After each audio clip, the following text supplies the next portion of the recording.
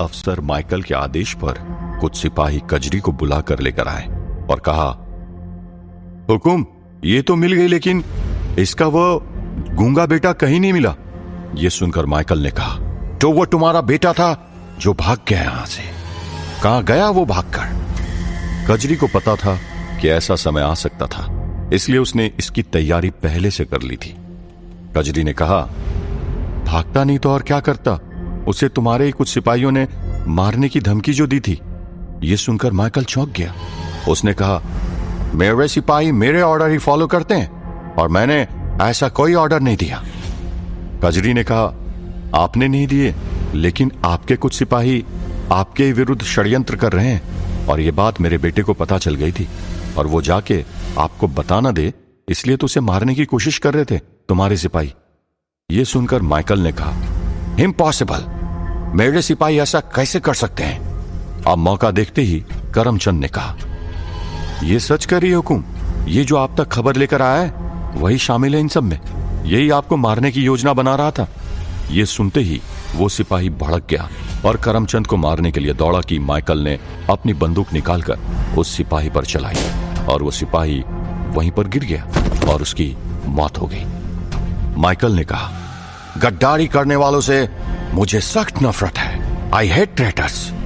इसके साथ और कौन शामिल है? करमचंद ने कहा, वो तीनों जो इसके साथ आए थे, इन्हीं लोगों ने मुझे भी आपके खिलाफ षड्यंत्र करने को कहा था, लेकिन मैं उनके साथ शामिल नहीं हुआ तो इन्होंने मुझे भी मारने की धमकी दी। ये सुनते ही दूसरा सिपाही चिल्ला उठा, झूठ बोल रहा है ये। वो और कुछ आगे बोल सके उससे पहले माइकल ने उन तीनों को भी गोली से उड़ा दिया। वहां जितने भी जिंदा इंसान सिपाही थे, सबकी रूहें कांप गई। इसके बाद माइकल करमचंद के पास आया और कहा, कल ठीक सूरज ढलने के बाद हम वीरानगढ़ पर अटैक करेंगे और उसका लीडरशिप यानी नेतृत्व तुम करोगे। करमचंद ने सर हिला के हाँ कहा। वहां सुजान उस गांव वाले के पीछे पीछे चला जा रहा था, उस उम्मीद में कि वो उसे वीरानगढ़ लेकर जाएगा, लेकिन उस गांव वाले के इरादे कुछ और ही थे। वो गांव वाला उसे जंगल की गहराइयों में लेके जाने लगा। कुछ ही देर में सुजान को शक होने लगा। उसने 2-3 बार गांव वाले से इशारों में पूछने की कोशिश की, लेकिन गांव वाला उसे कहता रहा कि बस कुछ ही देर में पहुंच जाएंगे। अब शाम हो चली थी, अंधेरा होने लगा था। सुजान अब बेचैन होने लगा था। उसका शक यकीन में बदलने लगा था कि वो गांव वाला उसे वीरानगढ़ के बदले कहीं और लेकर जा रहा था। लेकिन वो वहां से जाता भी तो कहां? उसे पता ही नहीं था कि वो था कहां। कुछ देर आगे चलने के बाद एक गुफा जैसा आया। वहां जाकर उस गांव वाले ने सुजान से कहा, यहीं रुको, मैं अभी आया। सुजान को अब डर लगने लगा था। वो वहीं पर एक छोटे से पत्थर पर बैठ गया। गड़रिया उस गुफा के अंदर गया और कुछ देर के बाद बाहर आया और उसने सुजान को अंदर बुलाया। सुजान ने घबराते हुए उससे इशारों में पूछा कि वहां अंदर क्या था। उस गांव वाले ने उससे कहा, अरे घबराओ मत, यहां आओ, यहां से वीरानगढ़ जाने का छोटा रास्ता है। सुजान को उसकी बात पर विश्वास नहीं हुआ और उसने घबरा कर मना कर दिया और मुड़कर पीछे की ओर जाने लगा। तब तक वो गांव वाला दौड़कर आया और उसका हाथ कस के पकड़ लिया और उसे पूरी ताकत से खींचते हुए वहां गुफा के भीतर लेकर गया। गुफा के भीतर लेकर जाते ही वहां एक लंबी दाढ़ी वाला एक बाबा बैठा हुआ था और उसके साथ एक औरत बैठी हुई थी। दोनों ने अपने शरीर पर काले रंग का कपड़ा लपेटा हुआ था और अपने चेहरे पर नदी की मिट्टी का लेप किया हुआ था। माथे पर काले रंग का तिलक किया हुआ था और गले में हड्डियों की माला पहनी हुई थी। उनके आगे एक हवन कुंड था जिसमें वे आहुति दे रहे थे। गांव वाला सुजान को उसके पास लेकर आया और उसे कस के पकड़ रखा था। उसने उस बाबा से कहा, देखिए बाबा, मैं आपके लिए इसे लेकर आया हूं। अब इसकी बलि चढ़ाकर आप अपना अनुष्ठान पूरा कर सकते हैं। बाबा ने कहा, अच्छी बात है, इसे यहीं बिठा दे। सुजान ये सुनकर और भी मचलने लगा और अपने आप को छुड़वाने की कोशिश करने लगा, लेकिन गांव वाला ने उसे कहा, भागने की कोशिश मत करना। यहां से बाहर जाते ही इनके एक इशारे पर इस जंगल के जंगली जानवर तुम्हें मार डालेंगे। ये कहकर उससे जबरदस्ती वहां पर बिठा दिया और एक खूंटे से बांध दिया।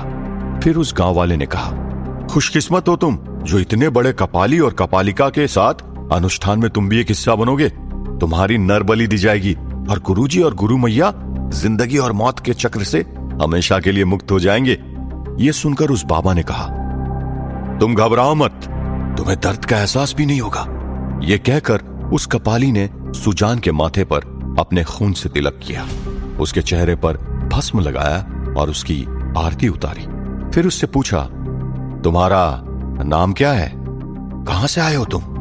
माता पिता का क्या नाम है? किस गोत्र के हो? और तुम्हारे जन्म की तिथि क्या है? यह सुनते ही सुजान मौन रहा। कपाली ने उसे फिर से पूछा, लेकिन सुजान मौन रहा। तब गांव वाले ने कहा, गुरुजी, ये बोल नहीं सकता, गूंगा है।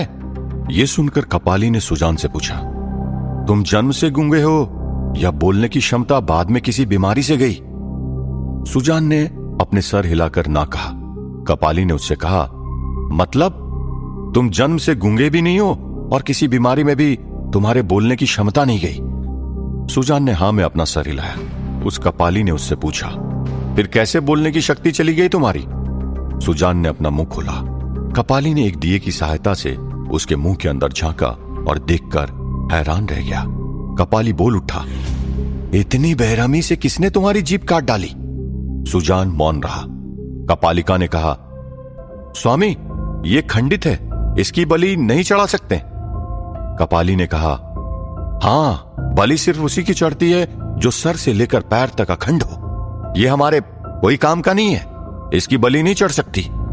कपाली के इशारा करते ही गांव वाले ने सुजान की रस्सी खोल दी और उसे आजाद करके कहा, जा सकते हो यहां से। सुजान ने उस कपाली की तरफ देखकर उनसे मदद मांगने का इशारा किया। कपाली उसकी बात को समझ गया और उससे पूछा, तुम्हें किस बात की मदद चाहिए? भूख लगी है? खाना चाहिए? सुजान ने सर हिला के मना किया और अपने ताबीज में से वो चिट्ठी निकाली और उस कपाली के हाथ में थमाया। कपाली ने उस चिट्ठी को ध्यान से पढ़ा और पढ़कर क्रोधित हो गया और उसने कहा, हमारे पीठ पीछे शैतानी शक्तियां उस अंग्रेज अफसर के साथ मिलकर वीरानगढ़ पर हुकूमत करना चाहते हैं। हम भी काली विद्या की साधना करते हैं, समय आने पर नर बलि भी चढ़ा सकते हैं, लेकिन आज तक हमने इसका प्रयोग आम लोगों को कष्ट देने के लिए कभी नहीं किया। हमें इसे रोकना होगा। हम हमारी इस भूमि पर विदेशी झंडा नहीं फहराने देंगे। यह कहकर उस कपाली ने अपनी पत्नी से कहा, देवी, हम दोनों को उस अंग्रेज को भी अभी मजा चखाना पड़ेगा। एक तो अंग्रेज और काली विद्याओं का प्रयोग करके हम पर ही हुकूमत करने की योजना कर रहा है। कपालिका ने कहा, हां स्वामी, आप ठीक कह रहे हैं। हमें कुछ समय के लिए अपना अनुष्ठान रोककर सबसे पहले उस मायावी अंग्रेज को सबक सिखाना होगा। लेकिन ये चिट्ठी वीरानगढ़ के किसी बूढ़े बाबा के लिए लिखी है, पर इससे तो ये लग रहा है कि वो भी कुछ जादू टोना जानता है। क्या उसकी सहायता लेनी चाहिए? तब उस कपाली ने कहा, जरूरत पड़ने पर ले लेंगे, लेकिन इस वक्त हमें कुछ ऐसा नहीं करना। सबसे पहले हमें इसके साथ उस जगह पर जाना होगा। कपालिका ने उनकी बात में हामी भरी और कपाली ने सुजान से कहा, तुम हमें वहां पर लेकर चलो। सुजान ने इशारों में कहा कि उसे उस जगह का रास्ता नहीं पता था। तब कपाली ने चिट्ठी पर अपना हाथ रखा और अपनी आंखें बंद करके ध्यान में बैठा। अपनी मायावी शक्ति से उसे उस चिट्ठी को स्पर्श करते ही पता चल गया कि वो चिट्ठी किस दिशा में किस जगह पर लिखी गई थी। ये जानकर कपाली ने कहा, उस जगह के बारे में मुझे पता चल गया है, हमें इसी वक्त निकलना पड़ेगा।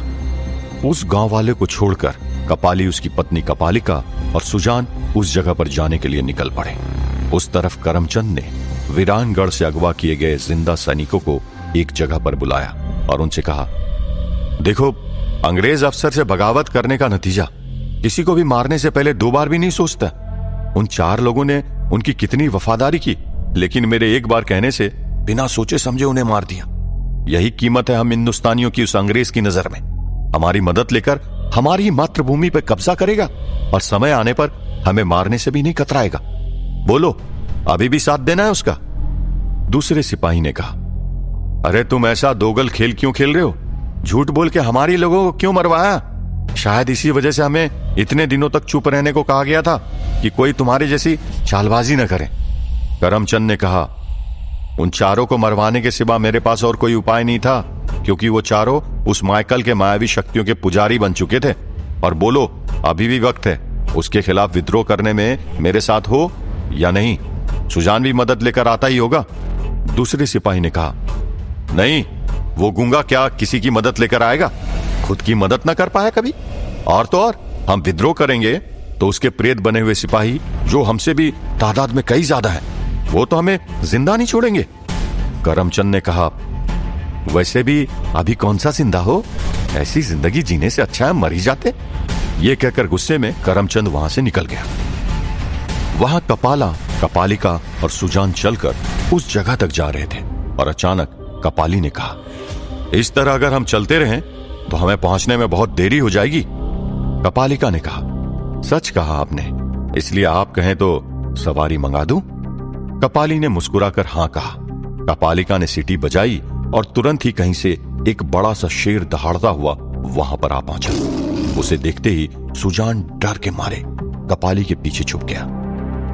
कपाली ने कहा, घबराने की जरूरत नहीं है, ये तो हमारी पालतू बिल्ली है। उस शेर को कपालिका ने जी भर के सहलाया और फिर कूद के उसके ऊपर बैठ गई। कपाली भी उस शेर के ऊपर कपालिका के पीछे बैठ गया और उसने सुजान को भी ऊपर आने का इशारा किया। सुजान डर के मारे कांप रहा था। तब कपालिका ने उसका हाथ पकड़कर खींचकर ऊपर अपने पीछे बिठा दिया। सुजान ने कस के कपाली को पकड़ लिया। फिर कपालिका के इशारा पाते ही शेर ने छलांग लिया और दौड़ता हुआ आगे निकल पड़ा। वहां पर करमचंद ने कजरी के तंबू में जाकर कजरी से कहा, अब हम कब तक सुजान का इंतजार करेंगे? सूरज उग जाएगा, वीरानगढ़ पर चढ़ाई करने की तैयारियां शुरू हो जाएगी और कुछ ही देर में सूरज ढल भी जाएगा और मैं कुछ नहीं कर पाऊंगा। कजरी ने कहा कि कुछ देर इंतजार कर लेते हैं, क्योंकि मेरा मन कह रहा है कि मेरा सुजान मदद लेकर जरूर आएगा। करमचंद ने कहा, समय बहुत कम है माई। कजरी ने आशा भरी नजरों से ऊपर देखा, जैसे भगवान से प्रार्थना कर रही हो कि सुजान बूढ़े बाबा से मदद लेकर जल्दी आ जाए। कुछ ही देर में सूरज उग गया और अंग्रेज अफसर माइकल ने करमचंद को बुलवाया। उसने करमचंद से वीरानगढ़ पर चढ़ाई करने के लिए सारी तैयारियां करने को कहा। करमचंद ने उसका आदेश मानते हुए तुरंत ही सारे सिपाहियों की टोली को एक जगह पर जमा किया।